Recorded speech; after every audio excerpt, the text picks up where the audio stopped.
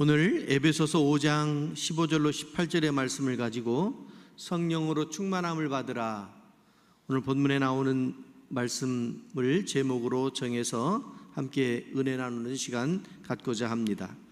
여러분, 사람은 무엇에 지배받느냐에 따라서 그 삶의 모습이 정해지게 되고, 서로 같은 시대를 살아가도 서로 달라지는 것을 보게 됩니다.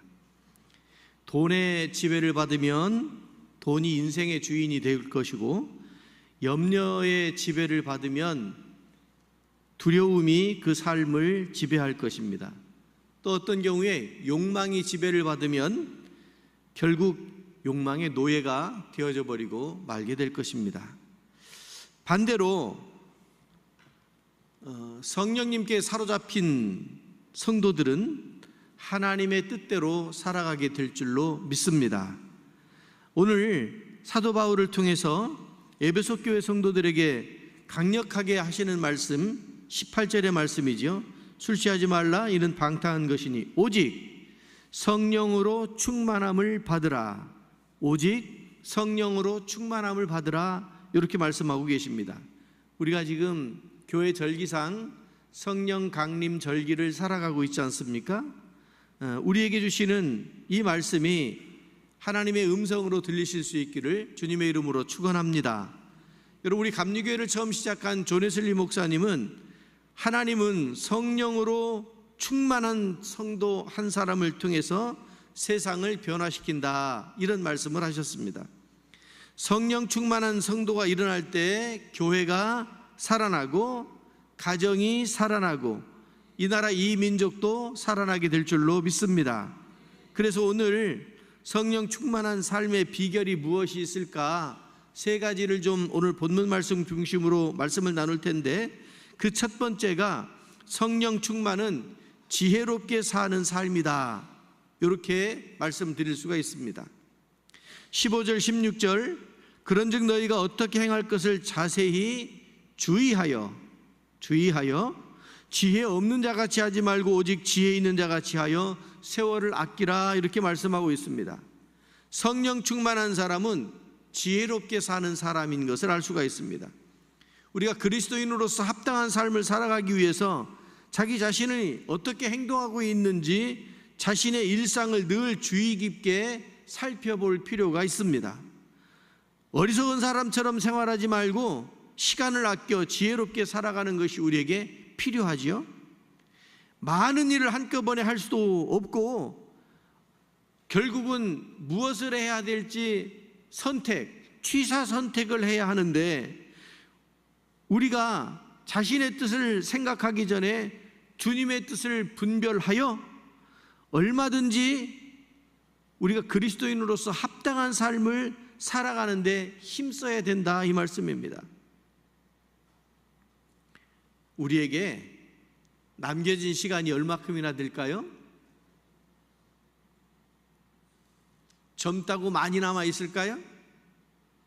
노년이라고 다 됐다고 생각하실 수 있나요? 우리가 사는 시대가 그렇지 않은 것 같습니다. 우리 흔히 어른들 하시는 말씀이, 태어날 때는 순서가 있어도 갈 때는 순서가 없다는 말씀이 우리에게 경종을 일으킵니다. 우리가 시간을 어떻게 관리해야 될지, 어떻게 시간 속에서 삶을 지혜롭게 살아야 할지를 말씀해 주시는 것이 아닌가 싶습니다. 여러분, 지금 우리에게 주어진 이 시간을 아끼고 자기 자신을 향한 우리 주님의 뜻을 깨닫고 주님을 기쁘시게 하며 살아가는 성도가 지혜로운 성도인 줄로 믿습니다. 여러분들은 모두가 지혜로운 분들 되시기 바랍니다.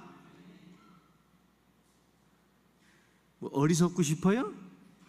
여러분들은 지혜로운 분들이 되시기 바랍니다. 여기 주의하여, 이런 말씀이 있잖아요. 주의하여, 이 말은 깨어서 바라본다, 이런 뜻을 가지고 있습니다. 주의 깊게 살핀다, 이런 뜻을 가지고 있어요. 바울이 오늘 에베소 교회 성도들에게 무의식적으로 살지 말고 영적으로 깨어 있으라고 이렇게 말하는 것을 보게 돼요. 세월을 아낀다.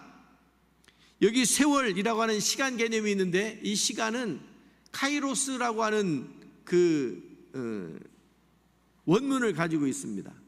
시간 개념이 크로노스가 있고 카이로스가 있는데, 크로노스는 모든 사람에게, 모든 사물에게 주어진 시간이에요. 하루 24시간, 1년 365일. 그런데 우리에게 있어서 시간은 크로노스의 시간을 살면서 하나님이 우리 인생에 개입된 카이로스의 시간을 살아가야 될 줄로 믿습니다. 단순한 시간이 아니고 하나님께서 우리에게 개입되어진, 하나님이 우리에게 기회를 주신 시간이 카이로스라고요. 지금 이 시간에 여러분 여기 계신 분들은 카이로스의 시간을 살고 있는 거예요. 성령 충만한 사람은 시간을 허비하지 않습니다. 하나님께서 주신 기회를 붙들고 그 기회를 선용하며 사는 사람들입니다. 미국의 어느 기업 사업가가 있었는데 성공을 하고 평생을 열심히 달렸습니다. 그런데 은퇴가 찾아왔어요. 은퇴한 후에 심각한 우울증에 빠지게 된 거예요. 어느 날 목사님이 물었습니다. 얼마나 많은 돈을 벌어 놓으셨어요? 그랬더니 남부럽지 않게 벌었습니다. 이 말할 때 입꼬리가 싹 올라가는 거예요. 자신이 있다는 거잖아요. 다시 물었습니다. 그러면 그 돈으로 잃어버린 시간을 살 수 있을까요? 하고 물었어요. 한참 동안 말이 없었습니다. 여러분, 돈은 다시 벌 수 있는데 시간은, 잃어버린 시간은 다시 찾아올 수가 없지요.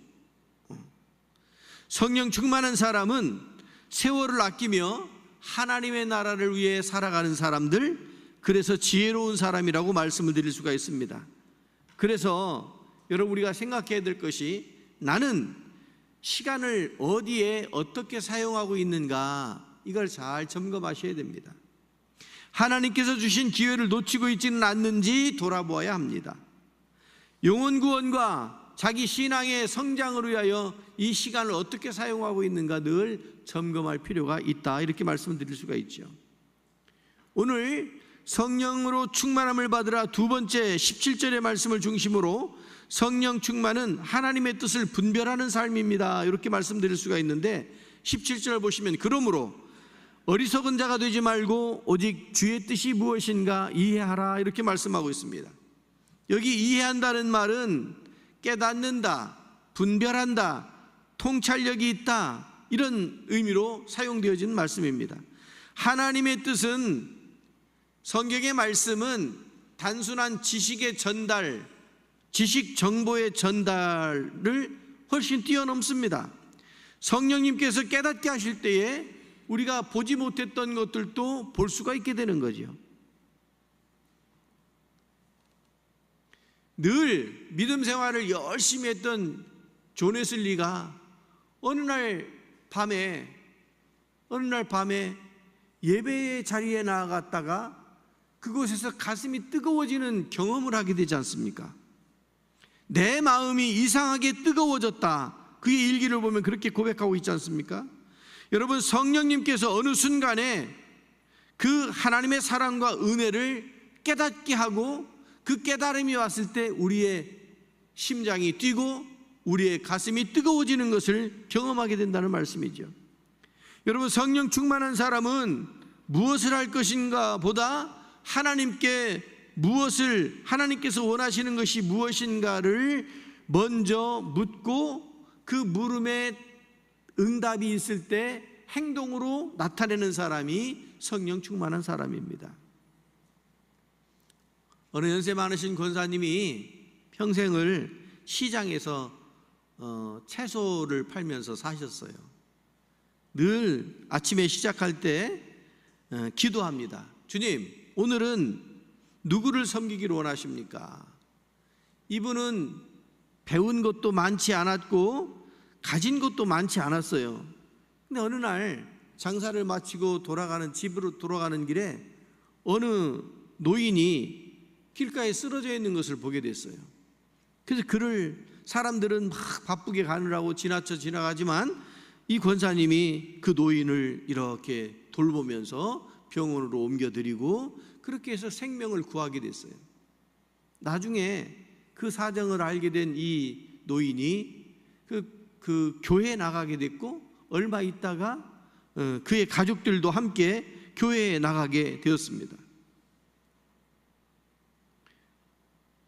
이 권사님이 자기를 돌보았다고 하는 것을 알게 되었고 너무너무 감사했지요.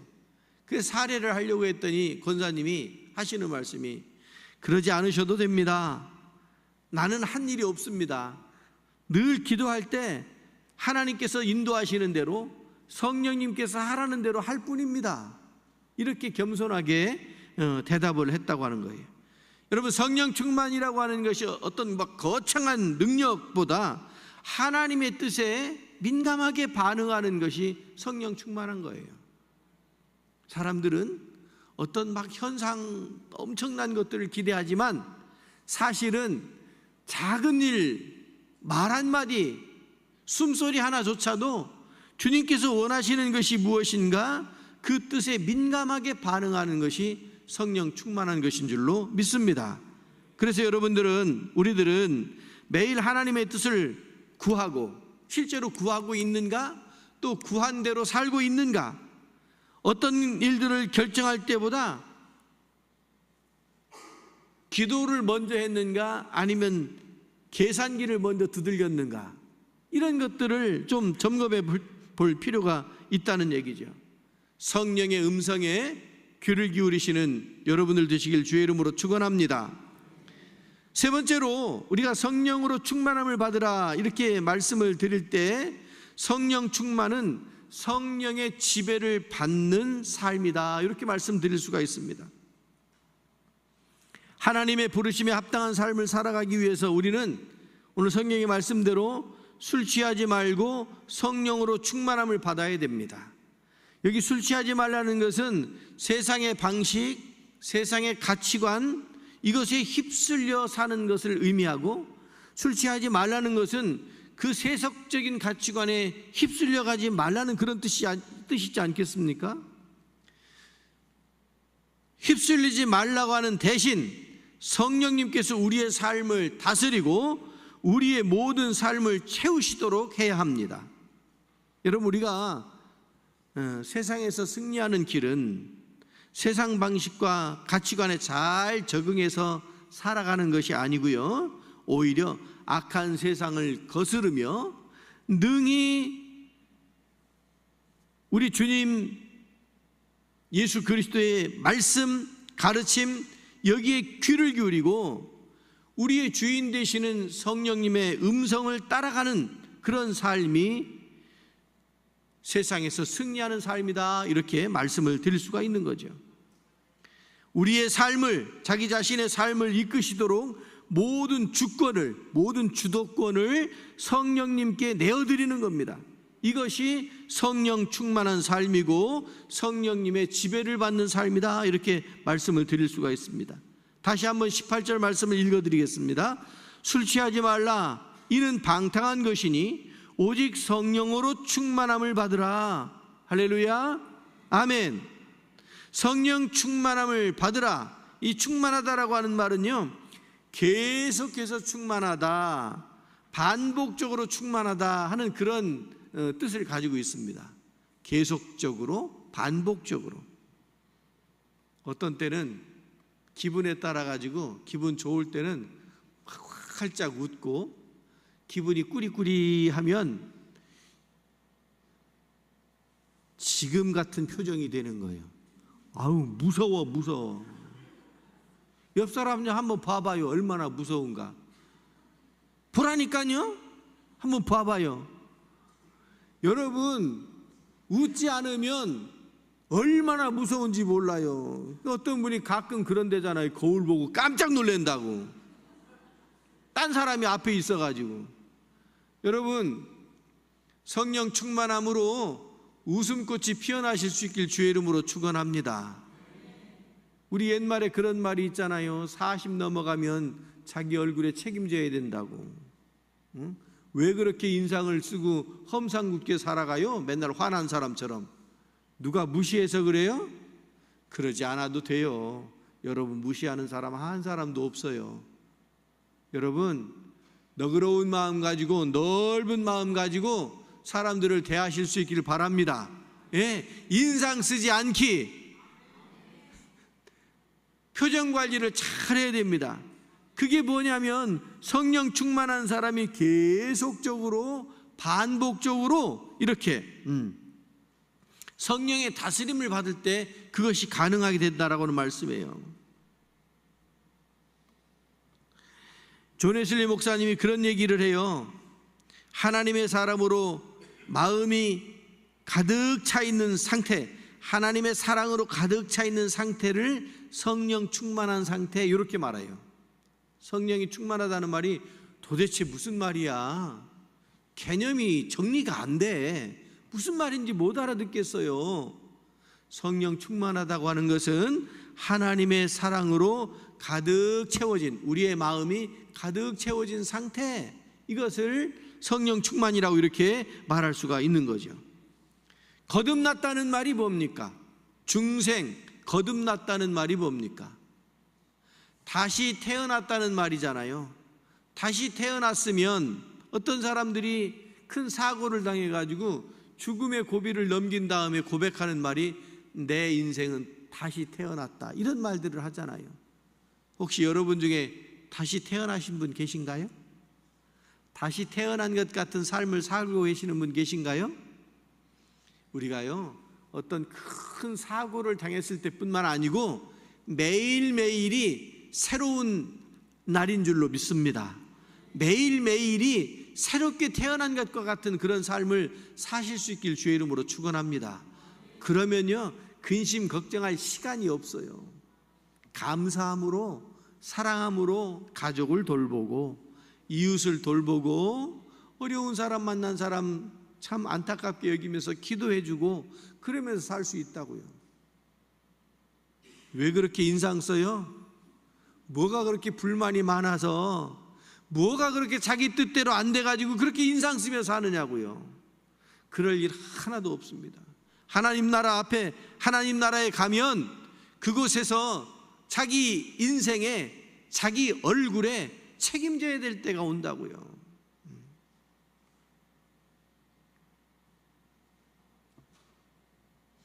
어떤 사람 보면 웃는 얼굴이 있어요. 웃상이 있어요.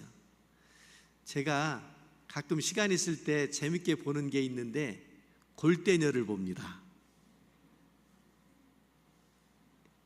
그렇지, 골대녀 볼 시간이 어디 있어. 여러분들이 웃는 분 몇 분만 아시는 거야. 골대녀가 뭔지 아세요? 정말 축구할 줄 모르는 사람들을 데려다가 연습시켜가지고 지금 벌써 한 5년 됐나?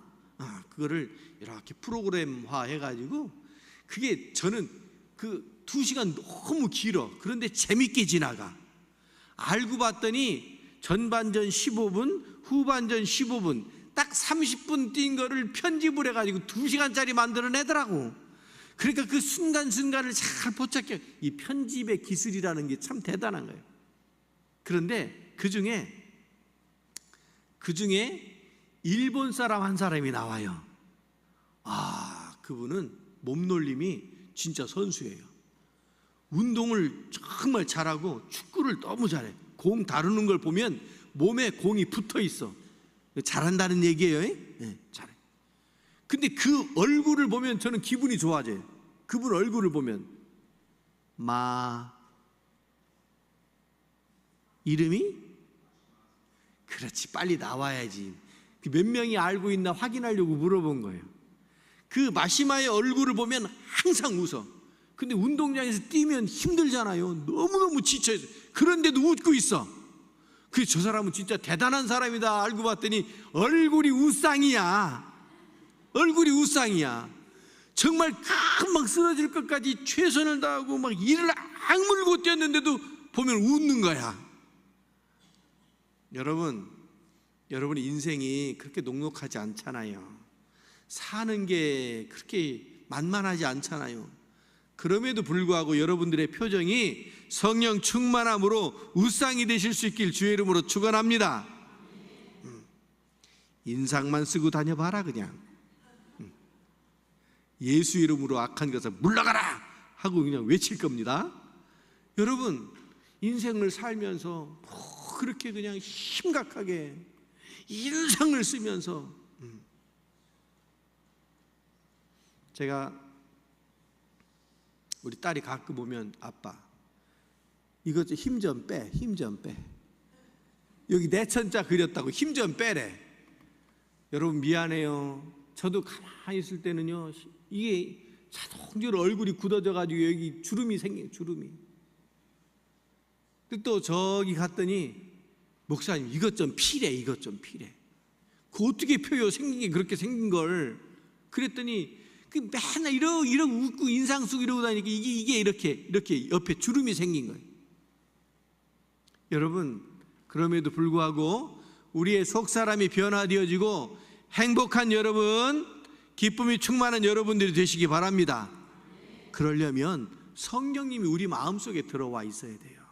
성령님께서 우리 마음속에 들어와 계셔야 우리가 성령 충만하게 되고 기쁨이 충만하고 성령님의 지배를 받을 때에 주의 인도하심 따라 우리가 살아가게 될 줄로 믿습니다. 하나님의 사랑으로 우리의 마음이 가득 찬 상태를 성령 충만이라고 말씀드렸습니다. 여러분, 성령 충만한 한 사람이 그 가정을 살려냅니다. 성령 충만한 사람 10사람이 이 교회를 살려낼 줄로 믿습니다. 성령 충만한 사람이 우리 동네를 살려내는 겁니다. 성령 충만한 사람이 나라와 민족도 살려내게 되는 거예요. 성령님의 인도하심에 외면하지 않고 성령의 인도하심 따라 살아가는 저와 여러분이 되어야 할 줄로 믿습니다. 기도하겠습니다. 자비하신 하나님 아버지, 오늘 저희들이 성령 충만함 받기를 원합니다. 성령 충만이 선택이 아니고 하나님의 명령인 줄로 믿습니다. 성령 충만한 특별한 사람, 특별한 경험이 아니고 아버지, 하는 성령 충만이 어떤 사람에게만 임하는 것이 아니고 성령 충만함 모두에게 임하게 하셔서 우리가 기쁨으로 살아갈 수 있도록 인도하여 주시옵소서. 하나님의 뜻을 분별하게 하시고 시간을 아끼며 살아가게 하시고 하나님의 말씀에 순종하는 저희들 되게 하여 주시옵소서. 그리하여 성령의 열매를 맺으며 살게 하시고 세상을 향하여 말씀을 선포하고 복음 전도자의 열정을 가지고 살아갈 수 있도록 인도하여 주시옵소서. 예수 그리스도의 이름으로 기도드리옵나이다. 아멘.